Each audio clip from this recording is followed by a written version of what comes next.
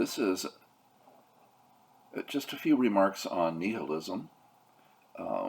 We talked about it.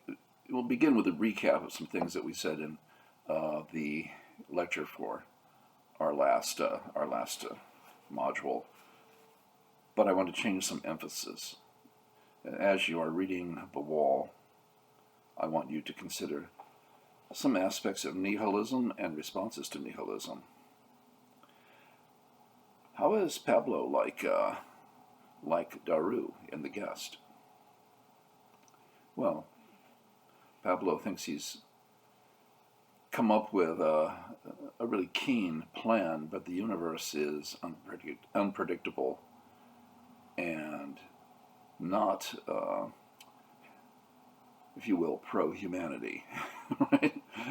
The best laid plans of mice and men go wrong. Okay, there's a reason why we have that old cliche. It's because, once told a coworker, the reason that we have cliches is because there are things we keep forgetting, even though we know perfectly well that they're true. We keep forgetting them, and we need to remind ourselves of them, even if we have to do it in an annoying way.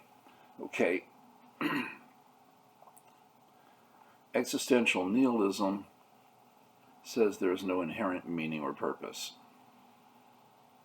Okay, this sort of freedom, this nothingness is the fundamental fact, a fundamental fact of our existence. Daru in The Guest wants to simply leave everything up to his prisoner. Okay, in the end, it appears that's going to backfire on him. Some critics of Daru say, well, he was refusing to take responsibility, refusing to take a stand. Well, what if the stand he was taking was simply, I must conduct myself in a way that respects the autonomy of this prisoner. It's not my decision to make. It's the prisoner's decision to make. And then even if you make the argument, of course, that he's done the right thing, in the end it looks like it's all going to backfire on him. The prisoner probably has no idea what to do with his new freedom, and those who identify with the prisoner are threatening to get their revenge against Daru, who they are blaming for the fate of the prisoner. Well, okay. Nietzsche talked about nihilism, about existential nihilism. He's not the first to use the term. Who was, I believe, Jacobi. But when we talk about philosophical nihilism or existential nihilism, we're generally referring to Nietzsche's model of philosophical existential nihilism. What happens is we have a loss of mythology. Okay, Sartre used that phrase once, and I just love that. We lose our mythology. We have the whole narrative, to use the term that we like to use these days, we have a whole narrative that gives us a means of interpreting and ascribing meaning to the things that we do and believe and value. And what happens when that narrative, or that mythology, if you will, collapses? We are left simply facing the inherent meaninglessness of our existence and of any choices we make and any efforts we make. Well, do we have to conclude that all is futile?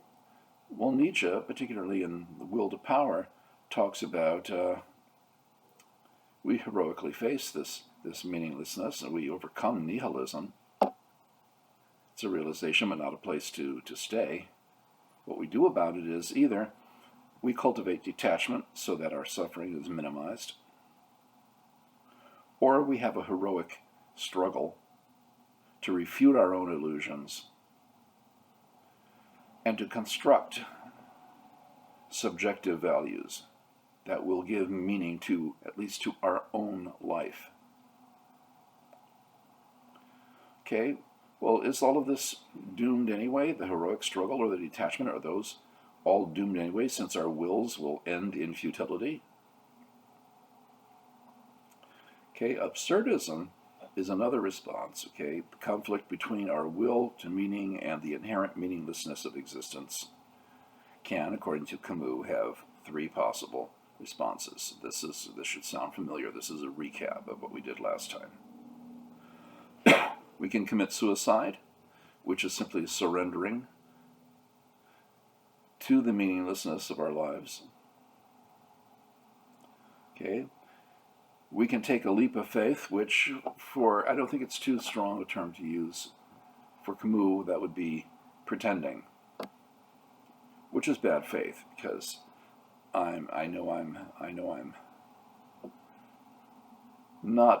telling a tale rather than confronting the reality of my life. I'm telling a tale and hoping I can live in that tale, and that will give us meaning somehow. Okay? Or we can embrace our freedom, our nothingness, embracing absurdity. Just look it right in the eye and not pretend that our life is anything other than what it is. In which case, again, within the context of our life, within the context of our choices, within the context of our own struggles, we have created meaning. Can changes in our relationships, changes in the world, changes in all kinds of things, political structures, nature, whatever, can those things undermine our strategies for meaning? Of course. Things are not going to necessarily turn out the way we want them to turn out, the way we intend for them to turn out. Our death is going to undermine any values we've constructed. The indifference of the universe may do so. What can we do? Well, as Camus said, we must imagine Sisyphus happy. Now, in The Wall, no spoilers, because I want you to wait until you read the text and watch the short video. In the end, Pablo has actually behaved in a way that is really quite reasonable, given that he doesn't wish to in any way empower his captors. He doesn't wish to disempower those with whom he has been in political agreement.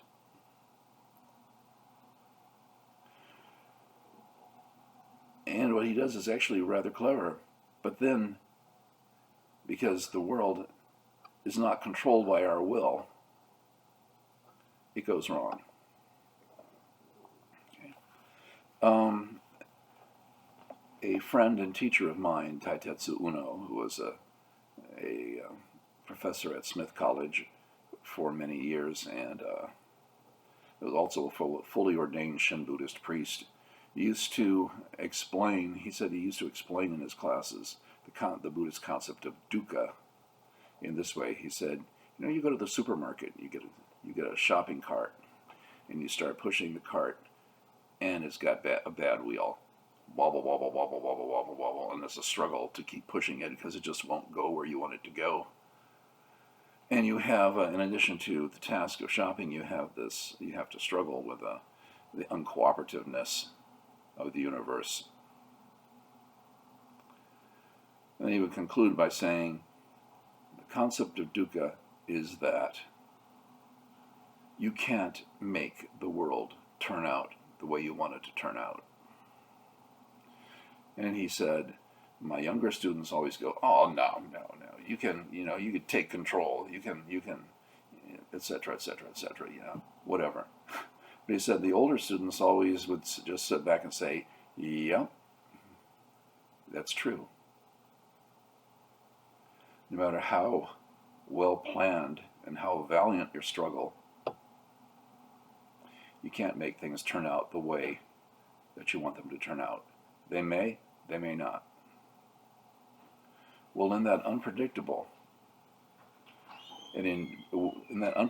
way, in a world where the existence is simply indifferent to human intentions, what do? Well, we must imagine Sisyphus happy. And looking at The Wall, we may also conclude, sometimes we just have to break down and laugh, and sometimes we just have to break down and cry. Maybe both at once.